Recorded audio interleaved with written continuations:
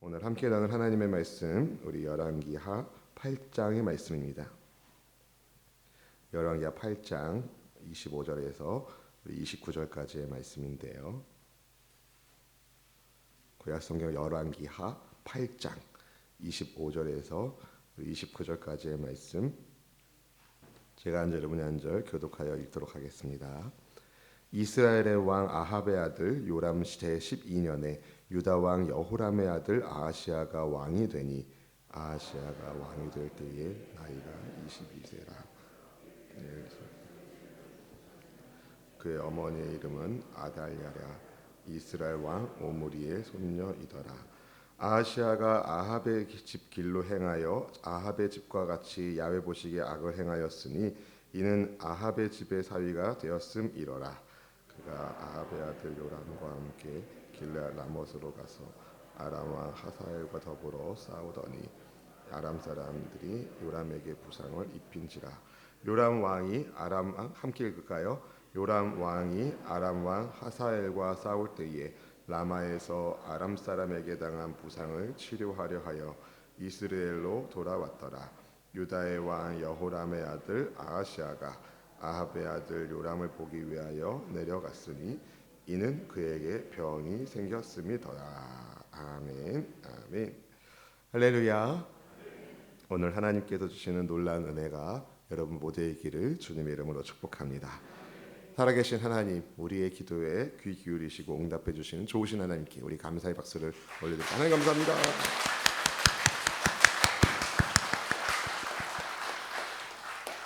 오늘 본문은 이 아합의 그 가문이 가지고 있는 나쁜 영향력이 얼마나 오랫동안 끈질기게 지속되는지를 우리에게 보여주는 본문입니다. 유다 왕 여호람의 아들 아하시아가 왕이 되었는데요. 그때가 이스라엘 왕 아합의 아들 요람 제 12년이었습니다. 그러니까 아합이 죽은 지 12년이 지난 뒤였습니다. 본문의 25절 말씀 같이 읽어보실까요?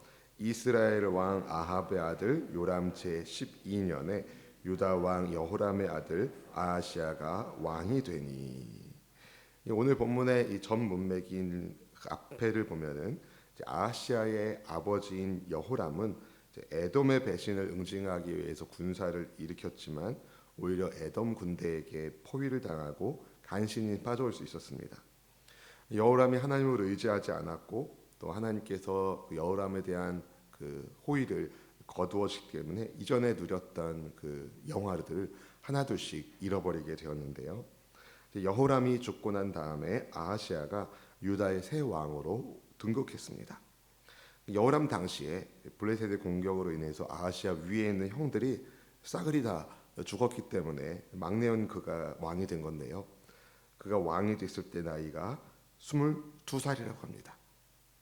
그리고 1년 동안 예루살렘을 통치했다는 건데, 그럼 1년만 통치했다는 거죠. 1년 뒤에 무슨 일이 생긴 것일까요? 제가 목이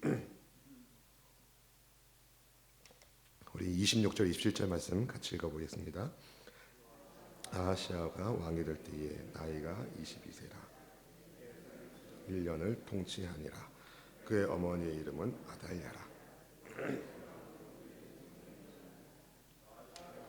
아합의 집 길로 행하여 아합의 집과 같이 야훼 보시기에 악을 행하였으니 그는 아합의 집의 사위가 되었음이러라. 아멘. 제가 어제 그 내시경 검사를 받았거든요. 건강 검진할 날이 돼서 받았는데 제가 눈을 크게 뜨고 정신을 차리리라 하고 있는데 어느 순간 입을 덮고 있더라고요. 그런데 그때 이후로 지금 목이 조금 들어온 게 좀 그래서 그런지 목소리가 조금 가라앉았어요. 양해해 주시기를 바랍니다. 네. 결과는 어떠냐? 멀쩡하답니다. 네. 그런 얘기 들으니까 괜히 했다라는 생각도 들더라고요. 인간의 마음이 그런 것 같아요. 여러분, 하나님께서 우리의 마음을 지켜주시고 또 선한 길로 인도해 주시기를 축복합니다. 이 아하시아가 왕이 됐을 때 22살의 젊은 나이였는데 1년 동안밖에 예루살렘을 통치하지 못했다는 거예요. 누가 예상해냈겠습니까? 그가 1년만 나라를 다스리라는 사실을. 그런데 여러분, 역사의 주권자이신 하나님께서 모든 것들을 만들어 가시거든요. 근데 이 1년 동안 유다를 다스리는데 하나님 보시기에 어땠다고 얘기합니까? 악을 행했다라고 얘기해요.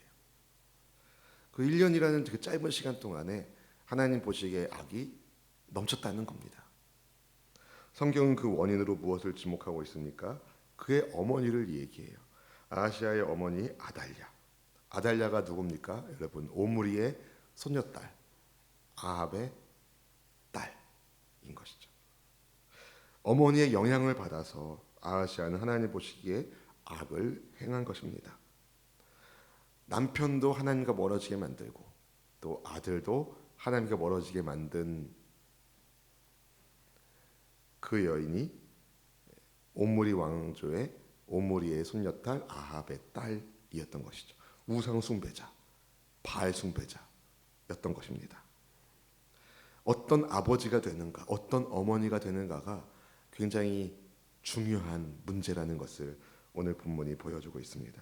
어떤 아버지, 어떤 어머니가 되는가가 그 자녀의 미래에 엄청난 영향력을 준다는 겁니다. 아하시아가 아합의 아들 요람을 돕기 위해서 이제 길르앗 라못으로 가서 하사엘과 싸우게 되는데요. 그때 요람이 부상을 입게 되었습니다. 요람이 다쳤다는 소식을 들은 아하시아가 어떻게 합니까? 그를 찾아갑니다. 우리 29절 말씀 같이 읽어보실까요? 요람 왕이 아람 왕 하사엘과 싸울 때에 라마에서 아람 사람에게 당한 부상을 치료하려 하여 이스라엘로 돌아왔더라.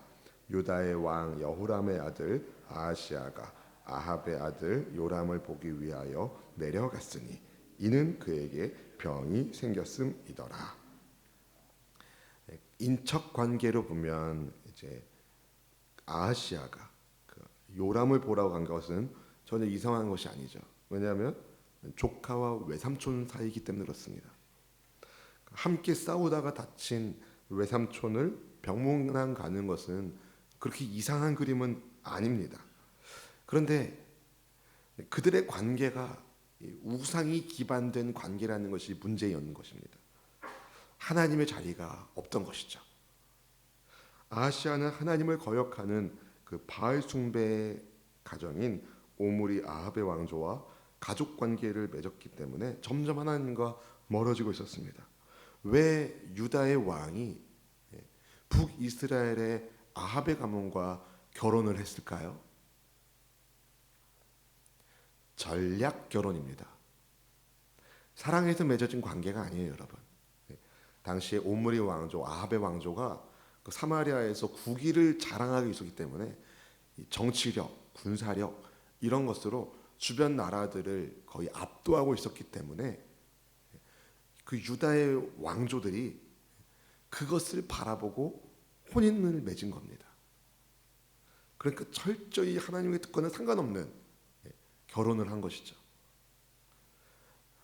하나님을 믿는 집안인지를 본 게 아니라 돈이 얼마나 있고 얼마나 사회적 지위가 높은지에만 관심이 맞은 관계를 맺은 것이었던 것입니다. 불의한 결혼 동맹으로 인해서 우상 숭배의 늪에 빠진 것이죠. 사랑하는 성도 여러분, 하나님 보시기에 유다의 왕이 악을 행하는 길에 영향을 받게 된 것입니다.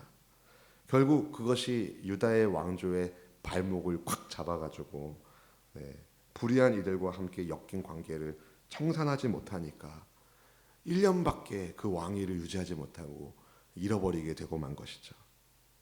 사랑하는 성도 여러분, 여러분의 가정을 한번 돌아보기를 원합니다. 바라기는 하나님을 경외하는 믿음의 가정으로 말씀 위에 든든히 설 수 있기를 주님의 이름으로 축복합니다. 여러분, 믿음의 배우자를 만나셨습니까? 이렇게 조용하신 거예요. 믿음의 배우자를 만났다면 여러분 엄청난 복을 받은 거예요. 배우자한테 그러니까 잘하세요. 아멘. 네. 네. 할렐루야. 그리고 여러분, 배우자의 영혼 구원을 위하여 기도하고 계십니까? 네. 그렇다면 여러분, 눈물의 기도와 사랑으로 배우자의 마음이 복음을 향해 열릴 수 있도록 여러분 최선을 다해 섬겨주시기를 부탁드립니다. 특별히 여러분의 자녀들이 이제 결혼할 정년기가 되었다면 믿는 가정과의 결혼을 이제 1번 기도 제목으로 두시길 바래요. 불신 결혼해서 믿지 않는 가정과 결혼해서 전도해서 하나님을 믿는 가정이 되는 경우도 있지만 굉장히 고난의 길입니다. 웬만한 믿음이 아니고서는 그 길을 잘 넘어서기가 쉽지 않아요.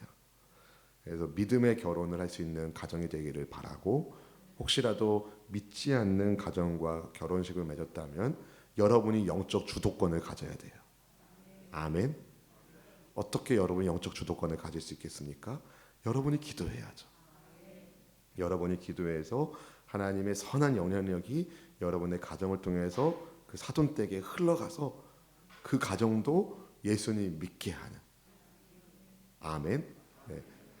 근데 이 일은 우리가 깨어 기도할 때 가능하다는 것입니다. 바라기는 하나님 나라를 함께 만들어가는 여러분 사돈댁이 되기를 주님의 이름으로 축복합니다. 한 나라의 왕이 되었어도 잘못된 인간관계를 맺으면 실패한 인생이 되고 맙니다. 하나님을 섬기는 것을 방해하는 잘못된 인간관계가 혹시 내 안에 있지 않은지 한번 돌아보시길 바래요. 물론 전도의 대상자로 이제 그 태신자로 여러분 품은 사람들도 있을 것입니다. 그렇지만 그분들이 믿지 않는 분들이 여러분의 그 영의 세계를 주도하지 않도록 여러분이 깨워서 기도하시길 바라고, 여러분이 영적 주도권을 가지시고 예수님의 이름을 붙잡고 또 그분들을 향하여 축복을 선포하고 평화를 선포하면서 기회를 보셔서 예수님의 복음을 증거해 주십시오. 아멘. 할렐루야. 하나님을 가까이 하고 또 하나님을 경외하는 여러분을 통하여 또 누군가가 하나님을 가까이 하게 되는 그러한 믿음의 복, 만남의 복이 있기를 주님의 이름으로 축복합니다. 하나님을 가까이 하세요. 그리고 하나님을 경외하는 사람들을 가까이 하십시오. 그리고 여러분이 누군가에게 바로 그렇게 하나님을 가까이 하고 하나님을 경외하는 사람으로 인간관계가 맺어질 수 있기를 바랍니다. 여러분 오늘 본문에서 그 유다의 왕과 그 북이스라엘의 왕이 혼인으로 맺어진 혈연으로 맺어진 가족관계였기 때문에 그 유다의 왕이 끌려가는 것을 보거든요. 근데 이것을 끊어낼 수 있는 비법이 있습니다. 뭐냐면 하나님을 그 자리에 모시는 거예요. 오늘 본문을 보면 하나님의 자리가 안 보여요. 이것은요 너무 놀랄 일인 겁니다. 여러분 하나님의 이름이 떠나면 이스라엘의 영화는 없어지게 되어 있거든요. 근데 하나님의 이름이 함께 하시면 이스라엘은 승승장구했습니다. 어제 큐티 나눔을 제 딸과 하는데 제 딸이 그러더라고요. 아니 엘리사가 분명히 가르쳐줬는데, 엘리야가 분명히 가르쳐줬는데 하나님의 살아계심에 대한 이야기들을 분명히 말씀해주는 사람들이 있는데 왜 그랬냐고. 그래서 제가 그랬습니다. 나도 모르겠다. 여러분 우리가 이해할 수 없는 세상의 일들이 너무 많이 있습니다. 근데 정말 이해할 수 없는 건요 하나님의 자리가 없는 인생인 거죠. 여러분 우리의 인생의 자리에 하나님의 자리가 중심을 차지하시고 중심 속에서 역사하시는 하나님의 은혜가 여러분의 삶을 복 있는 가정으로 풍요의 가정으로 갖고 가시기를 주의 이름으로 축복합니다. 혹시 자녀들의 그 결혼 생활을 위해서 기도하는 분이 계시다면 여러분 그렇게 기도해 주시길 바라고, 믿음의 가문들이 하나님의 뜻을 이루어가는 축복의 열매로 아름답게 맺어질 수 있는 그런 복이 있기를 축복하면서 여러분 오늘 가정을 위해서, 여러분 아내를 위해서, 남편을 위해서 믿음의 보필, 믿음의 배필 하나님이 우리에게 허락하여 주시고 믿음의 자녀들, 믿음의 사돈댁들 다 되어서 하나님의 뜻이 여러분의 삶을 통하여 멋지게 열매 맺는 은혜가 있기를 주님의 이름으로 축복합니다. 하나님이 우리 가정의 주인이십니다. 기도하겠습니다.